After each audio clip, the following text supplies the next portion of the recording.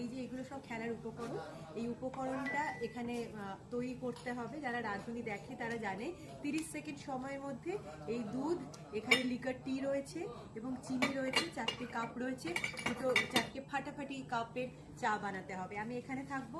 এই খেলা জিতে গেলে আরেকটা খেলা আছে, এই খেলার নাম হচ্ছে সাজাবো যত্নে। এবং এখানে আরেকটা খেলা আমরা খেলি পার্টিসিপেন্টসের সঙ্গে, তার নাম হচ্ছে ব্রেন বিউটি। ব্রেন বিউটি এবং সাজাবো যত্নে যে জিতে নেবে সে কিন্তু এই রাঁধুনির রানী হওয়ার দিকে এক কদম এগিয়ে যাবে। এবং ওই টেবিলে গিয়ে আমরা খেলবো ভোজন ওজন, যেটা বলছিল এই টেবিলে কি হয়, সেখানে ভোজন ওজন হয়।